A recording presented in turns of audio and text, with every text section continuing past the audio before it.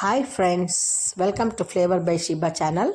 ಇವತ್ತು ನಾನು ನಿಮಗೆ ಬಿದಿರುಕಳೆ ಅದರಲ್ಲಿ ಸಾರು ಮಾಡೋದನ್ನು ತೋರಿಸ್ತೀನಿ. ಇದು ಆರೋಗ್ಯಕ್ಕೆ ತುಂಬ ಒಳ್ಳೆಯದು. ವರ್ಷಕ್ಕೊಂದ್ಸಲ ಆದರೂ ಇದನ್ನು ಉಪಯೋಗಿಸ್ಬೇಕು. ಇದು ಮಳೆ ಬರೋವಂಥ ಟೈಮಲ್ಲಿ ಸಿಗುತ್ತೆ. ಬಂಬಲ್ಲಿ ಚಿಗುರುವಂಥದ್ದು, ಅದು ತುಂಬ ಹೆಲ್ತಿಗೆ ಒಳ್ಳೆಯದು. ಇಯರ್ಲಿ ಒನ್ಸ್ ಆದರೂ ಇದನ್ನು ಯೂಸ್ ಮಾಡಿ ನೋಡಿ. ನನಗೆ ಈ ಥರ ಕ್ಲೀನ್ಡಾಗಿ ಸಿಕ್ಕಿದೆ ಬಿದಿರುಕಳೆ. ಇದು ಅದನ್ನು ನಾನು ಸಣ್ಣ ಸಣ್ಣ ಪೀಸಾಗಿ ಕಟ್ ಮಾಡ್ಕೊಳ್ಬೇಕು. ನೋಡಿ, ಈ ಥರ ಕ್ಲೀನಾಗಿ ಸಿಕ್ಕಿರೋದು ಇದನ್ನು ಚಿಕ್ಕ ಚಿಕ್ಕ ಪೀಸಾಗಿ ಮಾಡ್ಕೊಂಬಿಟ್ಟು ಎಲ್ಲ ಥರದ ಕಾಳುಗಳನ್ನ ಹಿಂದಿನ ದಿನ ರಾತ್ರಿ ನೆನೆಸ್ಬೇಕು.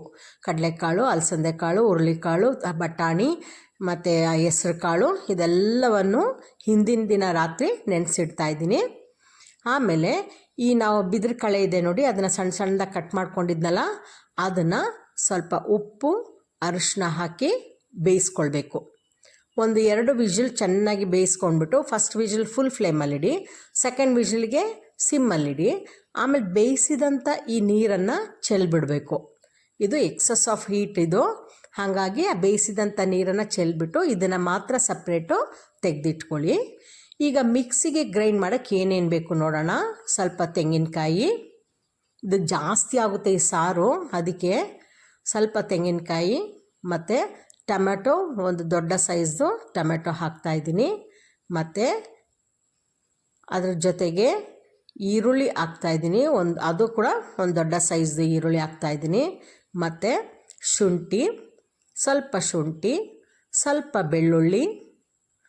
ತುಂಬ ಟೇಸ್ಟಿಯಾಗಿ ಬರುತ್ತೆ ಸಾರು ಇದು. ಅದು ನೆಕ್ಸ್ಟ್ ಡೇ ತಿನ್ನೋಕ್ಕಂತೂ ಇನ್ನೂ ಚೆನ್ನಾಗಿರುತ್ತೆ. ಮತ್ತು ಹಸಿಮೆಣಸಿನ್ಕಾಯಿ 1-2 ಅಥವಾ 3, ಜೊತೆಗೆ ಕೊತ್ತಂಬರಿ ಸೊಪ್ಪು. ಹಾಗೆ ಅದ್ರ ಜೊತೆಗೆ ಈಗ ನಾವು ಎಲ್ಲ ಮಸಾಲೆ ಪದಾರ್ಥಗಳು ಹಾಕ್ಕೊಂಡಿದ್ದೀವಲ್ಲ, ಅಚ್ಕಾರದ ಪುಡಿ, ಸ್ವಲ್ಪ ಅರಿಶಿನ ಪುಡಿ ಮತ್ತು ಒಂದು ಸ್ಪೂನು ಧನಿಯಾ ಪುಡಿ, ಇದೆಲ್ಲವನ್ನು ಒಟ್ಟಿಗೆ ಗ್ರೈಂಡ್ ಮಾಡ್ಕೊಳ್ಬೇಕು. ಇದ್ರ ಜೊತೆಗೆ 2 ಲವಂಗ, 1-2-3 ಚಕ್ಕೆ ಮತ್ತು 4 ಏಲಕ್ಕಿ 2, ಲವಂಗ 4, ಚಕ್ಕೆ 3 ಪೀಸ್ ಹಾಕ್ಕೊಂಡು ನೈಸಾಗಿ ಗ್ರೈಂಡ್ ಮಾಡ್ಕೊಳ್ಬೇಕು. ನೀರು ಹಾಕ್ಬಿಟ್ಟು ನೈಸಾಗಿ ಗ್ರೈಂಡ್ ಮಾಡ್ಕೊಳ್ಳಿ. ಇದು ರೆಡಿ ಇರಲಿ. ಈಗ ನಮಗೆ ಕುಕ್ಕರ್ ಇಡೋಣ. ಕುಕ್ಕರ್ ಇಟ್ಬಿಟ್ಟು ಇದ್ರ ಜೊತೆಗೆ ಸೊಪ್ಪುಗಳು ಬೇಕು, ಅದನ್ನು ನಾನು ರೆಡಿ ಮಾಡಿ ಇಟ್ಕೊಂಡಿದ್ದೀನಿ. ಎಣ್ಣೆ ಹಾಕಿ, ಕುಕ್ಕರ್ಗೆ ಎಣ್ಣೆ ಹಾಕಿ, ಒಂದು ಈರುಳ್ಳಿ ಹಾಕಿ, ಅದು ಸ್ವಲ್ಪ ಫ್ರೈ ಆಗಲಿ. ಅದು ಫ್ರೈ ಆದ ನಂತರ ಚೆನ್ನಾಗಿ ಸ್ಲೈಸಾಗಿ ಉದ್ದುದ್ದು ಕಟ್ ಮಾಡಿ ಹಾಕ್ಕೊಳ್ಳಿ. ಅದೊಂದು ಚೂರು ಫ್ರೈ ಆದಂಗೆ, ಹಸಿ ವಾಸನೆ ಹೋದಂಗೆ ಆದಮೇಲೆ ಈ ರುಬ್ಬಿದಂಥ ಮಸಾಲೆ ಇದೆ ನೋಡಿ, ಅದನ್ನು ಹಾಕ್ಕೊಳ್ಬೇಕು. ಚೆನ್ನಾಗಿ ಅದು ಬಿಸಿ ಕಾದಿದೆ, ಹಾಗಾಗಿ ನೋಡಿ ಈ ಮಸಾಲೆನ ಹಾಕಿ ಫಸ್ಟ್ ಈ ಮಸಾಲೆನ ಚೆನ್ನಾಗಿ ಫ್ರೈ ಮಾಡ್ಕೊಳ್ಬೇಕು, ನೀರು ಹಾಕಬೇಡಿ. ಅದಾದಮೇಲೆ ನಾವು ಹಿಂದಿನ ದಿನ ನೆನೆಸಿಟ್ಟಂಥ ಕಾಳುಗಳನ್ನ ಇದ್ರ ಜೊತೆಗೆ ಹಾಕಬೇಕು.